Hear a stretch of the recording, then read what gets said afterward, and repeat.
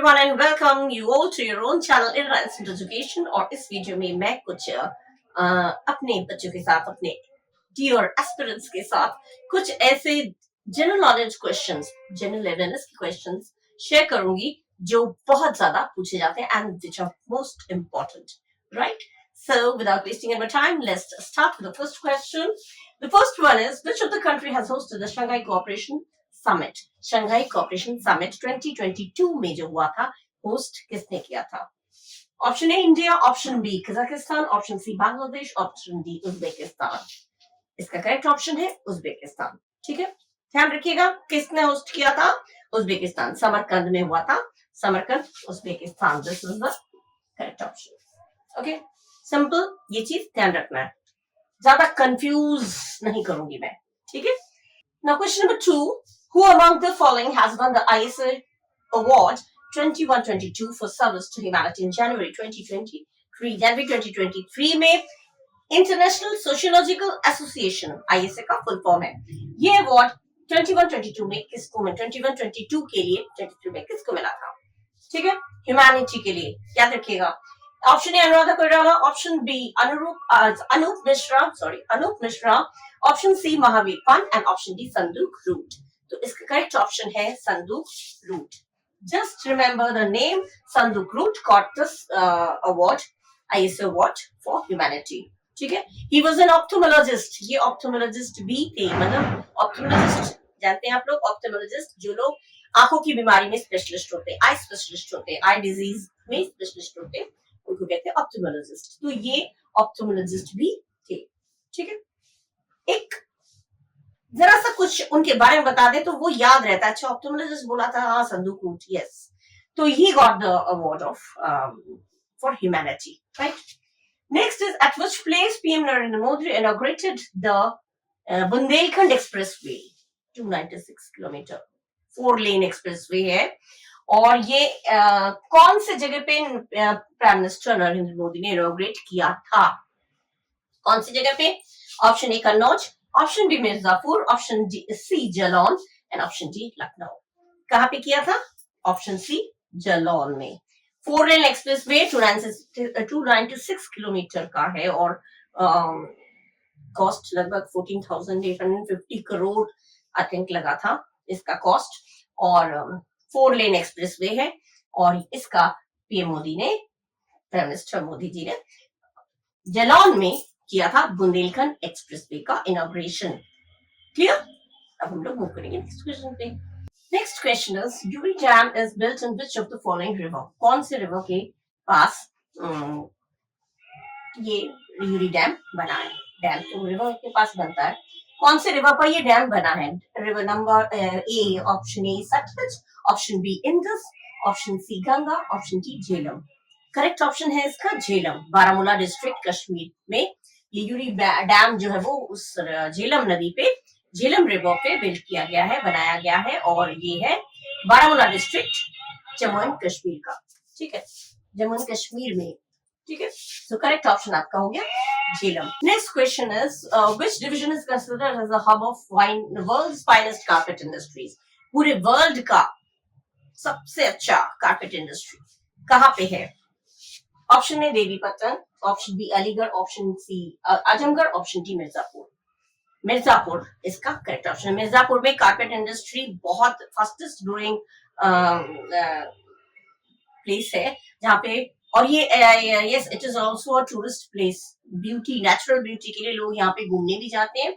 और मिर्जापुर जो है, जहाँ पे ये जगह है जहाँ पे कारपेट इंडस्ट्रीज का हब है, भंडार है, बहुत अच्छे कारपेट्स वहां मिलते हैं। अगर आप लोग कारपेट्स चाहिए तो मिर्जापुर में जाके ले सकते हैं। ठीक है, टूरिस्ट प्लेस भी है, नेचुरल ब्यूटी के लिए टूरिस्ट लोग यहाँ पे विजिट करने जाते, घूमने जाते हैं। ठीक है, तो मिर्जापुर जो है कारपेट इंडस्ट्रीज के लिए बेस्ट है, बहुत भंडार है वहां पे। ठीक है, बहुत सारी इंडस्ट्रीज है वहां पे, कारखाने हैं।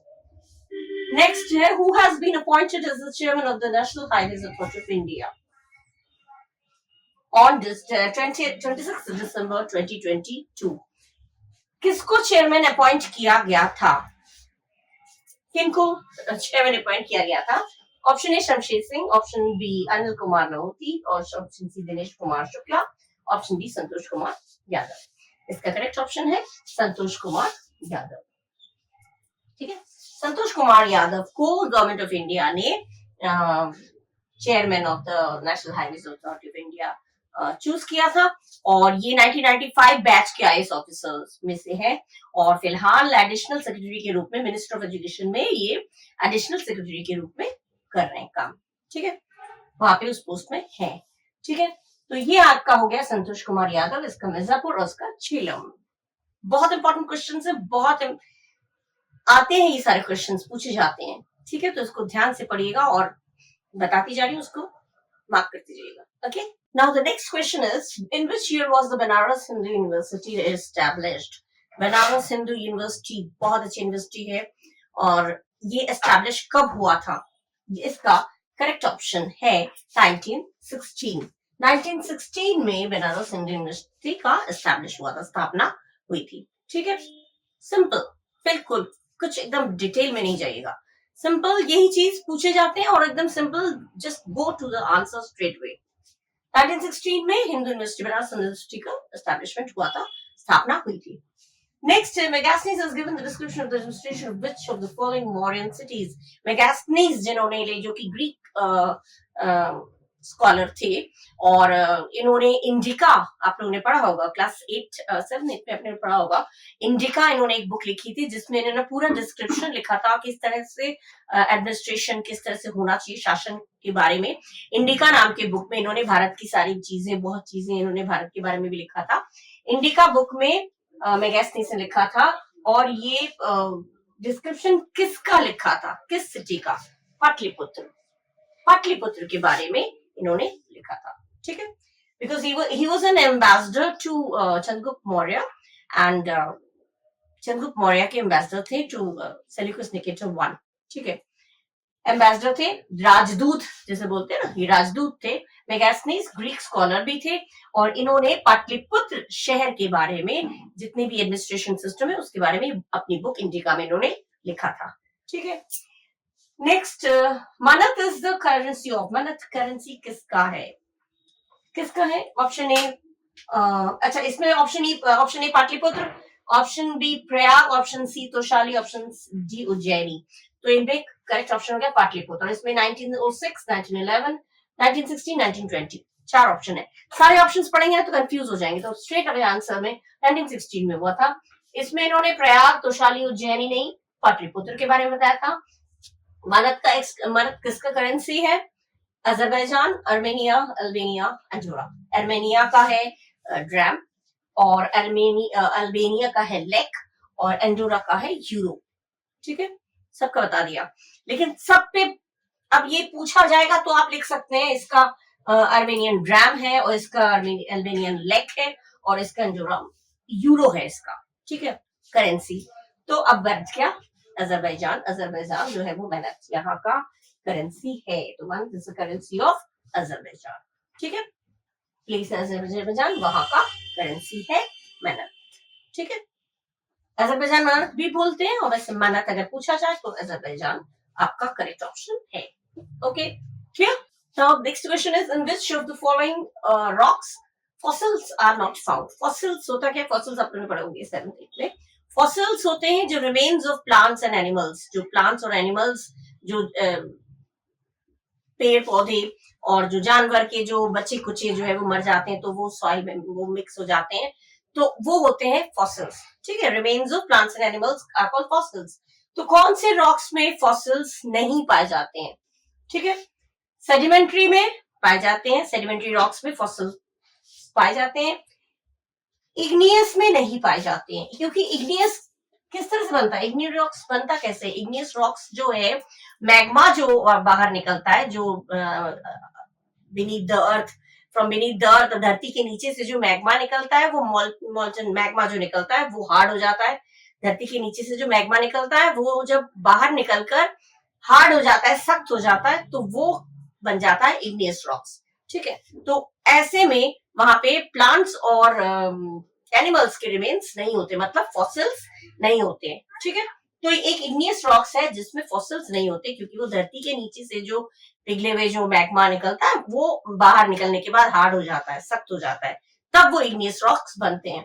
बाकी सब में फॉसिल्स पाए जाते हैं, सेडिमेंट्री में पाए जाते हैं, मेटामॉर्फिक में भी पाए जाते हैं फॉसिल्स। ठीक है, तो करेक्ट ऑप्शन आपका हो गया इग्नियस।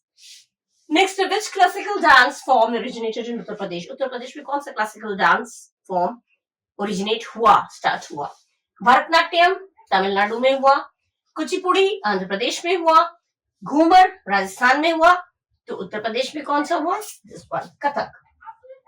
कथक डांस जो है वो इसका ओरिजिनेट हुआ ये उत्तर प्रदेश में, यूपी में। ठीक है, बाकी ये हुआ आपका तमिलनाडु में, कुचिपुड़ी आपका आंध्र प्रदेश में और घूमर राजस्थान में। ठीक है, तो कथक हो गया उत्तर प्रदेश में। This is the correct option. Next, who has been appointed as the new Vice Chief of the Indian Air Force since January 2023? January 2023 में 1 February डेट है, 1 Feb 2023 में कौन अपॉइंट हुए थे vice chief of the Indian air force? इसका option Pankaj Kumar Singh, AP Singh, Pankaj Mohana और अरविंद वालिया। इनमें option B Amarpreet Singh इनका फुल नेम है, अमरप्रीत सिंह। ये जो है चुने गए थे जनवरी 2023 से ये चुने गए थे vice chief of the Indian air staff या इंडियन एयर फोर्स। और फिलहाल जो है अब फिर सुजीत, एयर मार्शल सुजीत पुष्पकर धरकर ये अपॉइंट किए गए थे 3 फरवरी से अपॉइंट किए गए थे और ये 30 सितंबर तक इन्होंने 30 सितंबर तक सर्विस दिया। अमरप्रीत सिंह जी ने 30 सितंबर 2024 चुने गए थे, 23 में जनवरी 2023 में चुने गए थे और इन्होंने सर्विस दिया अपना 30 सितंबर 2024 तक।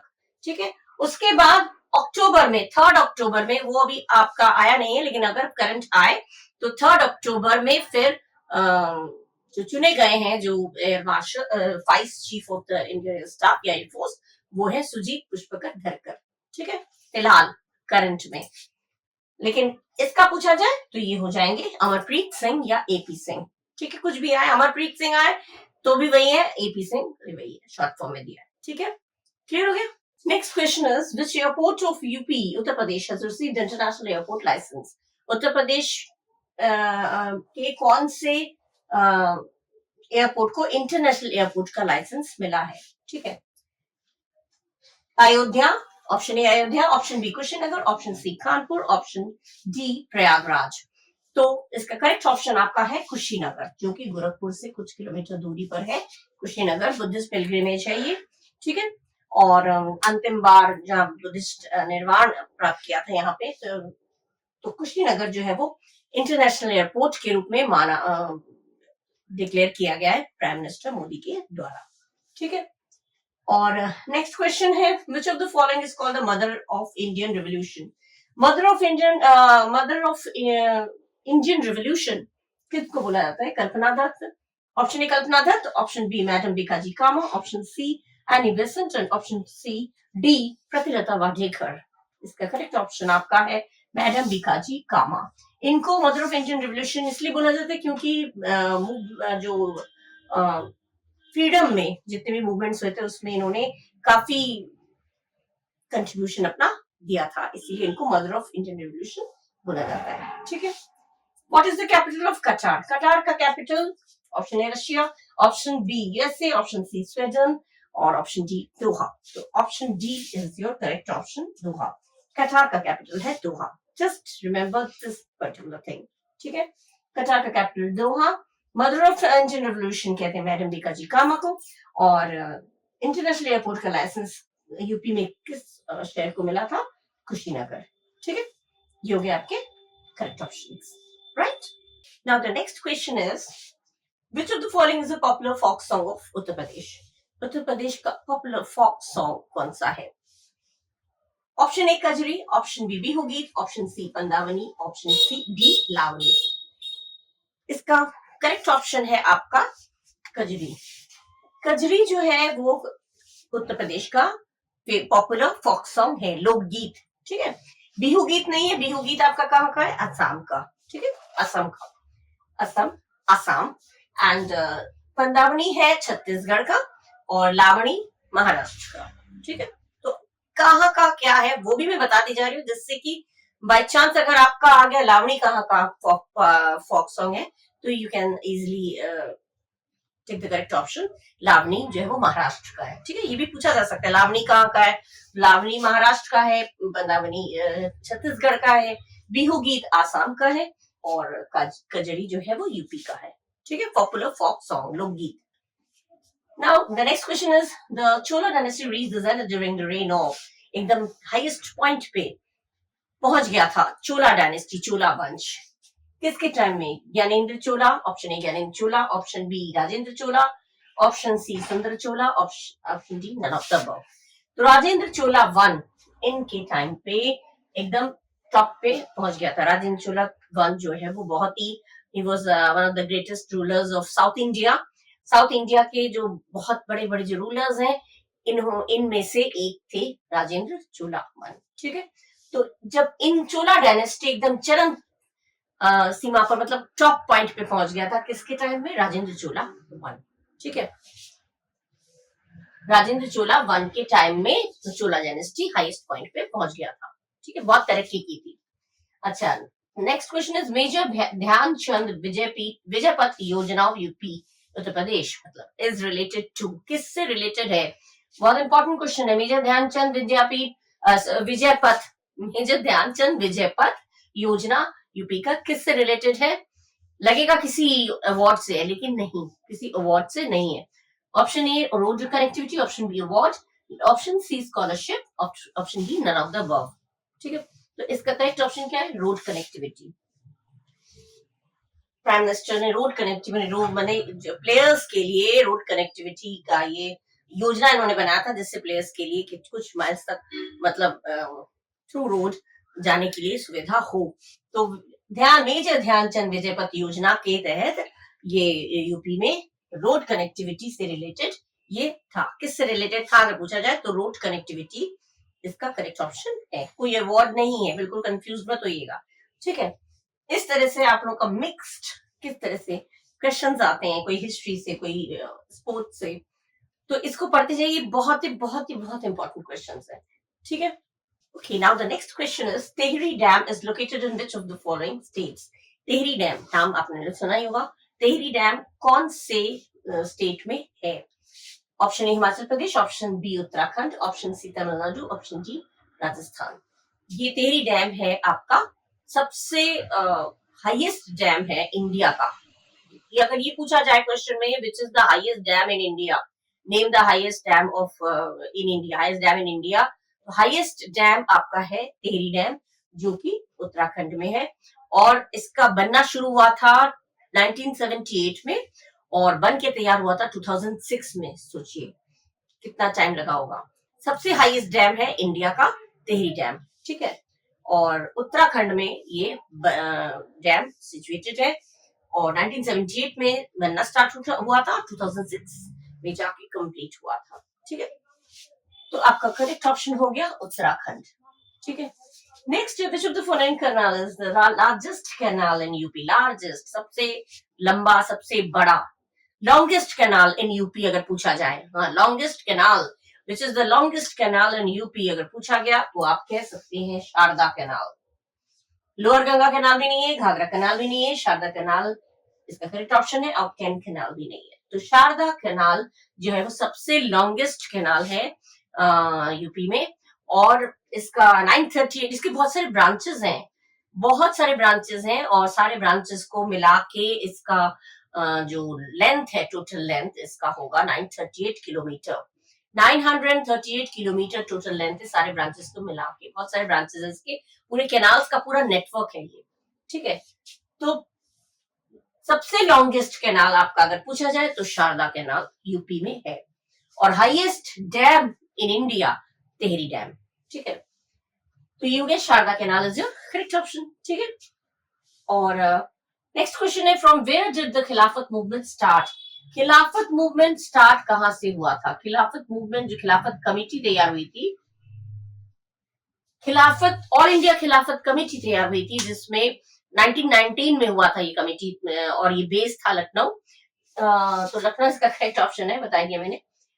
कानपुर भी नहीं है, दिल्ली भी नहीं है, आगरा भी नहीं है। खिलाफत, ऑल इंडिया खिलाफत कमेटी, सॉरी, ऑल इंडिया खिलाफत कमेटी तैयार हुई थी 1919 में, जिसमें जो मौलाना अब्दुल कलाम आजाद और हजरत मोहानी और अली ब्रदर्स और भी बहुत सारे नोटेबल लीडर्स थे, मुस्लिम लीडर्स थे, जिन्होंने इनकी लीडरशिप में, under their leadership this committee was formed.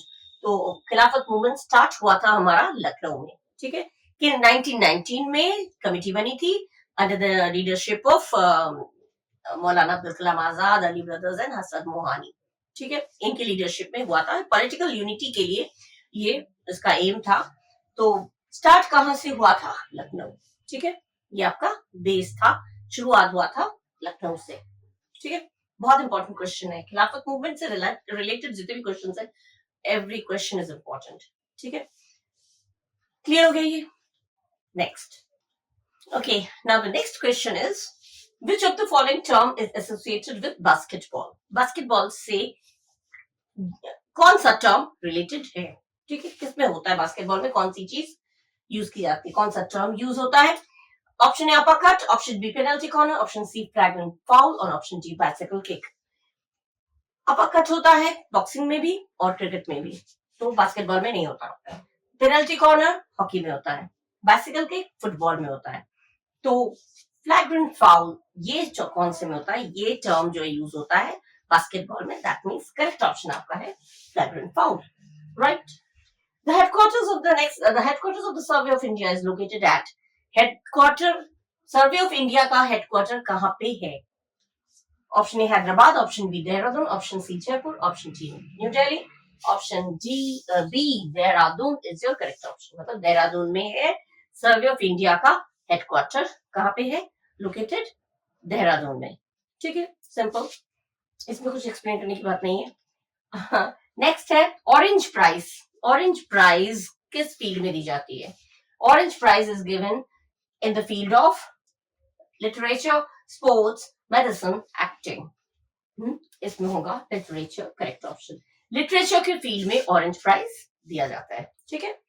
Sports में, मेडिसिन में, एक्टिंग में ऑरेंज प्राइज नहीं दिया जाता है, ऑरेंज प्राइज रिलेटेड है लिटरेचर से, ठीक है, सिंपल, वेरी सिंपल, ठीक है। लेकिन बहुत इंपॉर्टेंट चीज है जो बहुत लोगों को नहीं मालूम, तो वो मैं बताती जा रही हूँ, आप लोग नोट करते जाइए, ठीक है।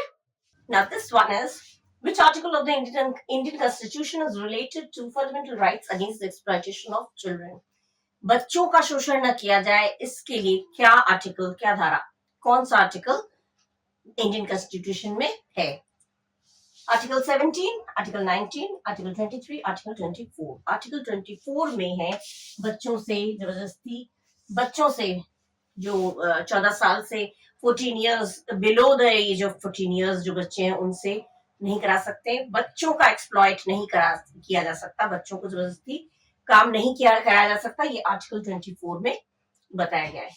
Article 24 is your correct option, क्योंकि आर्टिकल 17 अनटचेबिलिटी, छुआछूत, अनटचेबिलिटी वाज फॉरबिडन, ठीक है, इसके अनुसार अनटचेबिलिटी यानी कि छुआछूत नहीं किया जा सकता। आर्टिकल 19 में freedom of speech and expression, बोलने का, अपना बात एक्सप्रेस करने का फ्रीडम है, तो freedom of speech and expression article 19 में, अनटचेबिलिटी आर्टिकल 17 में, और फोर्स्ड लेबर, किसी से भी जबरदस्ती उसकी इच्छा के विरुद्ध काम कराना, ये हो गया आर्टिकल 23। तो बच्चों का जो शोषण, बच्चों का एक्सप्लॉइट करने से रिलेटेड जो आर्टिकल था वो था आर्टिकल 24। ये चीजें याद रखनी चीजें, सारी चीजें ही मैंने बता दी, जिससे कि कुछ भी अगर इसमें से पूछा जाए तो आप कोई सा भी बोला, अनटचेबिलिटी पूछा जाए तो आर्टिकल 17 याद रखिएगा, और फोर्स्ड लेबर, जबरदस्ती किसी से काम करवाना, तो वो गया आर्टिकल 23, और 19 हो गया आपका freedom of speech and expression, 24 आपका है एक्सप्लॉइटेशन ऑफ चिल्ड्रन, बच्चों के साथ एक्सप्लॉइट करना, उनके साथ शोषण करना, उनकी बिलो द एज ऑफ 14 अगर उनसे आप काम करा रहे हैं 14 साल से नीचे, तो वो भी आर्टिकल 24 के अकॉर्डिंग वो आपका पनिशेबल है, ठीक है।